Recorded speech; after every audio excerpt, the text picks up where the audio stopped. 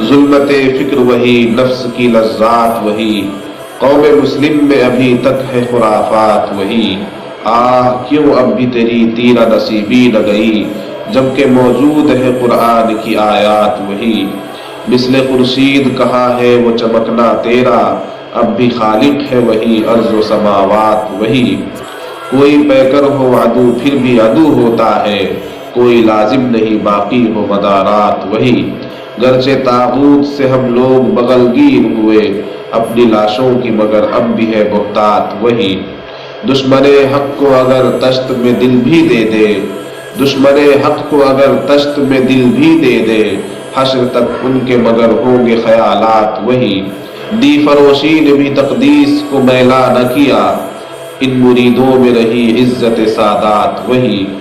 خوف و دہشت نے میرے ہونٹ سلے ہیں ورنہ، دل میں زندہ ہے ابھی شدت جذبات وہی۔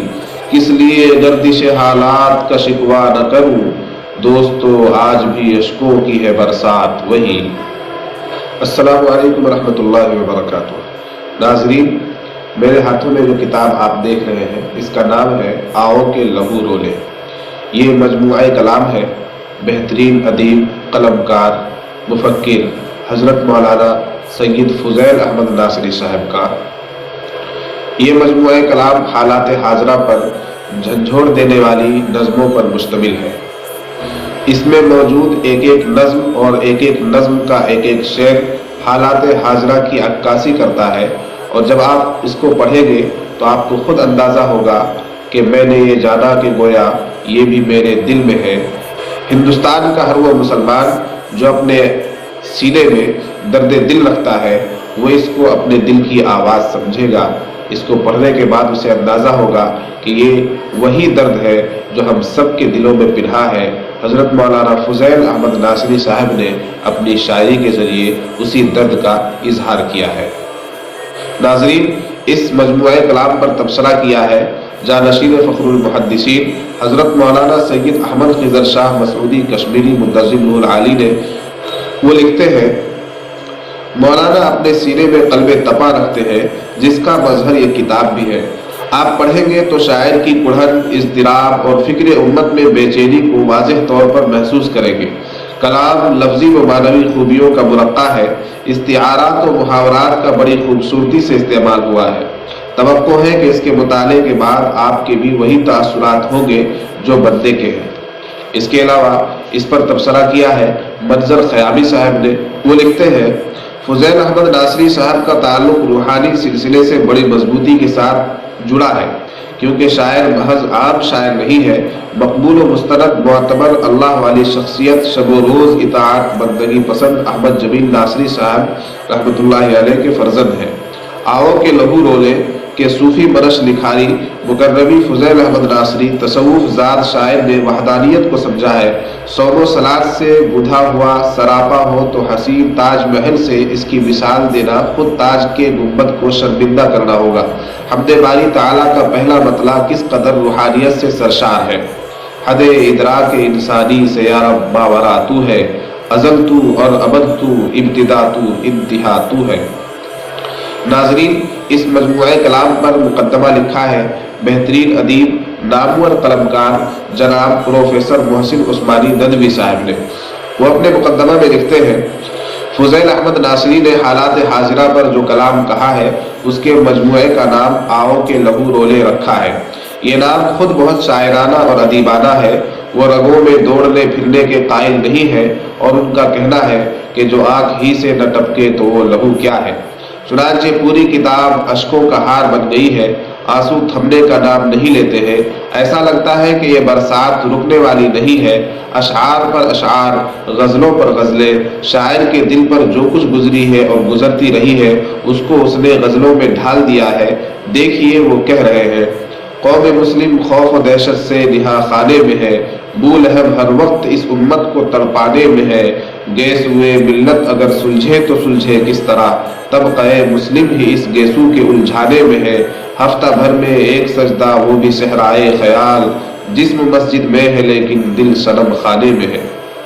ناظرین، اب خود صاحب کتاب کے قلم کی طرف بڑھتے ہیں اور جانتے ہیں کہ صاحب کتاب نے خود اس پر کیا تبصرہ کیا ہے۔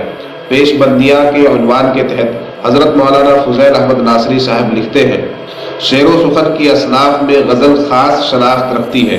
اس کے ذریعے شاعر اپنے حقیقی یا فرضی محبوب کی شان میں قصیدے لکھتا ہے، زمین و آسمان کی کلامیں ملاتا اور اس کی مدح و ثنا میں الفاظ کی ندیاں بہاتا ہے، جملوں کی بارشیں کرتا اور حسین تعبیرات کے سمندر اڈیلتا ہے، اس کی وفاؤں کی تحسین اور جفاؤں کا گلہ کرتا ہے، اس کے حسن و جمال کی تصویر کشی اور اداؤں پر زوردار تبصرے کرتا ہے، اس کی زلفوں کے پیچ و خم، ان کی درازی اور سیاہی کو زیر قلم لاتا ہے، اس کی آنکھوں کی گہرائی اور کمر کی رقت پر رائے زنی کرتا ہے، تشبیہات و استعارات کے ذریعے اپنے محبوب کے خد و خال اور جغرافیہ بیان کرتا ہے۔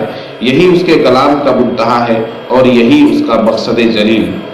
گل و بلبل، بادہ و پیمانہ اور شعلہ و شبنم پر بھی روشنی پڑتی ہے، مگر شاذ و نادر۔ میں نے بھی ابتدا میں یہ کام کیے اور بہت شوق و ذوق سے جب غزلیں لکھتے لکھتے کئی برس بیت گئے تو میرے دل نے کہا کہ کسی کی زندگی سے تجھے کیا لینا دینا، اس کے چاند جیسے رخسار سے تیرا کیا تعلق، دانتوں کی چمک اور جبین کی تجلی سے تجھے کیا سروکار، قد و قامت اور خرام ناز پر تیرا کیا ریجنا، نالے بلبل اور چمن زاروں سے تیری آشنائی کیوں، ساغر و صحبا اور جام جمشید سے تیری رہ و رسم کیسی، شعر گوئی بھی نثر نگاری کی طرح ایک امانت ہے، تو اسے فضول کاموں میں نہ لگا، چنانچہ میں نے حالات حاضرہ پر اپنی تمام تر توجہ مرکوز کر دی۔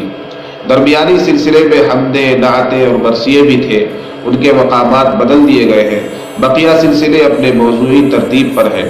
اب غزلیں بھٹکے ہوئے آہوؤں کے لیے حرم نما بھی ہے، صدائے جگر بھی اور طلوع سحر کی ابتدا بھی۔ ان میں امت مسلمہ کی ذوق و حالی کے تذکرے بھی ہیں، بیماری بھی اور تغافل بھی۔ ان میں ہمارا فغاں بردوش ماضی بھی ہے، سیاہ بختی بھی، علم نصیبی بھی۔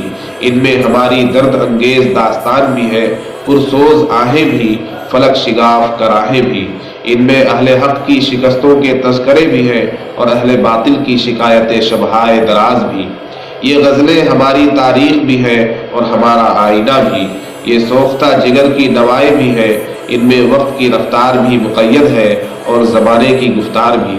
انہیں پڑھ کر ہماری نئی نسلیں ہمارے عہد کو سمجھ سکیں گی۔ ناظرین، یہ تھا اس مجموعہ کلام کا مختصر سا تعارف۔ اگر آپ اس مجموعہ کلام کو منگانا چاہتے ہیں تو آپ کے موبائل کی اسکرین پر جو نمبر نظر آ رہا ہے اس پر رابطہ کیجیے اور اپنے ایڈریس پر منگوا لیجیے۔